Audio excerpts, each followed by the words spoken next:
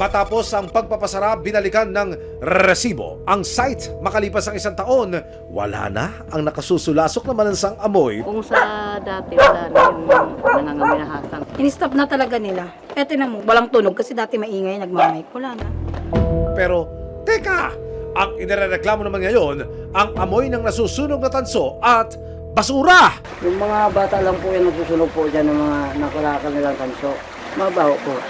Makakuha sa ilong, yung para kang nailo. Minsan nagsusunog sila talaga ng tanso.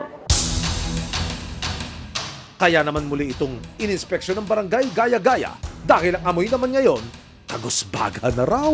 Meron pong naabutan na nagsusunog. Kaya po pinag-issuean po namin ng citation ticket po ng open burning po. I-inspection na lang po ulit, kakausapin po ulit. Kasi po as per record po namin, wala po sila ulit na kinuha na aming clearance. Sa barangay po kasi clearance lang po yung binibigay namin.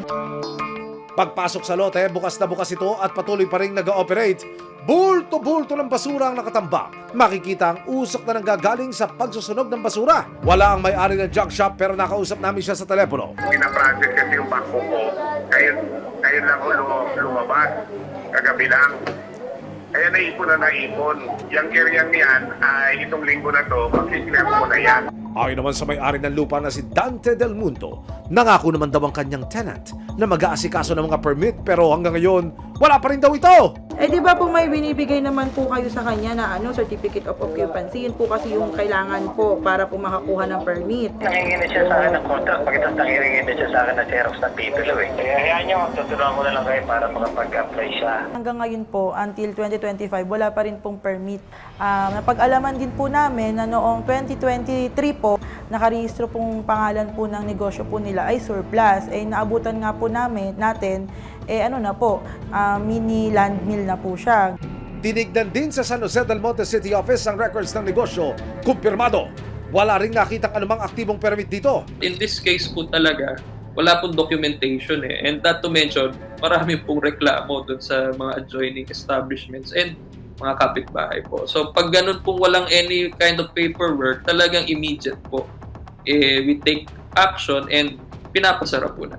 Sir, hindi pa po talaga tayo nadala. Ha? Ayon sa may-ari ng junk shop, may inaayos lang silang papeles para maiproseso ang mga permit. Nagkasundo na kami nung may-ari ng lupang yan. Nabili ko na po yung area na yan. May contract to sale na kami para magkaroon ako ng karapatan para makapag-apply ako ng suning permit sa city.